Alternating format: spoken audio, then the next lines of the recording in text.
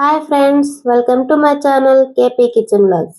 నా వీడియోస్ కనుక మీకు నచ్చినట్లయితే లైక్ చేయండి, షేర్ చేయండి అండ్ సబ్స్క్రైబ్ కూడా చేసుకోండి. ఈరోజు నేను మీకు చూపించబోయే రెసిపీ ఏంటంటే అల్లం చారు.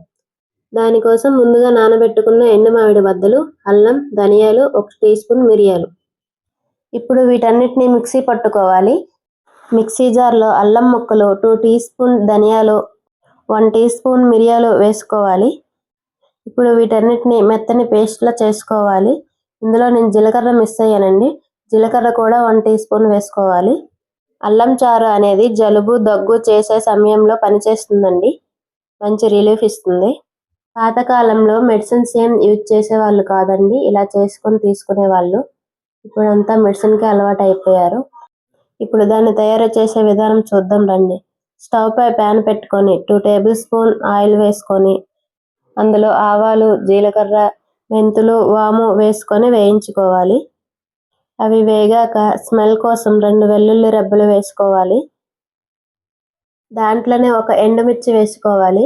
ఇందులో పచ్చిమిరపకాయలు కానీ ఎక్కువ మిర్చి కానీ వేసుకునే అవసరం లేదు, ఎందుకంటే మిరియాలు వేసాం, అల్లం వేసాం, అన్నీ ఘాటుగా ఉంటుంది కాబట్టి ఎక్కువ మిర్చి ఏం వేసుకునే అవసరం లేదు. ఇప్పుడు కొంచెం కరివేపాకు వేసుకోవాలి. తాలింపు బాగా వేయించుకోవాలి. వేయించుకున్నాక ముందుగా రెడీ చేసి పెట్టుకున్న అల్లం పేస్ట్ని ఇందులో యాడ్ చేసుకోవాలి. పేస్ట్ మొత్తం వేసుకున్నాక అల్లం పచ్చివాసన పోయే వరకు వేయించుకోవాలి. పచ్చిగా ఉంటే అల్లం చారు సరిగ్గా రాదండి, తినలేము. అందుకని పచ్చివాసన పోయే వరకు వేయించుకోవాలి.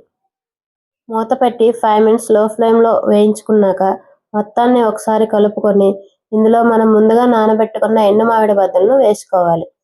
వీటి ప్లేస్లో చింతపండుని కూడా యూజ్ చేయొచ్చండి. నా దగ్గర అవైలబుల్గా ఉందని ఎండు మామిడి బద్దలను యూజ్ చేశాను. ఇందులో 1 కప్పు వాటర్ వేసుకోవాలి. తక్కువ క్వాంటిటీలో కావాలి అనుకునే వాళ్ళు 1 కప్పు వాటర్ సరిపోతుందండి. లేదు ఎక్కువ క్వాంటిటీలో కావాలి అనుకునే వాళ్ళు ఇంకొంచెం వాటర్ని యాడ్ చేసుకోవచ్చు. ఇప్పుడు ఇందులోకి కొంచెం పసుపు, టేస్ట్కి తగ్గ సాల్ట్ వేసుకోవాలి. ఇందులో కారం పొడి వేసుకోవాల్సిన అవసరం లేదండి, ఎందుకంటే అల్లం, మిరియాలు కొంచెం ఘాటుగా ఉంటాయి కాబట్టి వాటిలో ఉండే ఘాటు మనకి కారం కింద సరిపోతుంది. ఇప్పుడు మూత పెట్టి 5 మినిట్స్ లో ఫ్లేమ్లో మరిగించుకుందాం.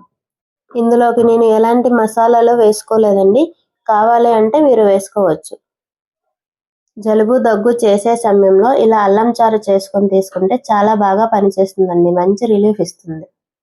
నా వీడియోస్ కనుక మీకు నచ్చినట్లయితే లైక్ చేయండి, షేర్ చేయండి అండ్ సబ్స్క్రైబ్ కూడా చేసుకోండి. నెక్స్ట్ వీడియోలో మళ్ళీ కలుసుకుందాం. Bye friends.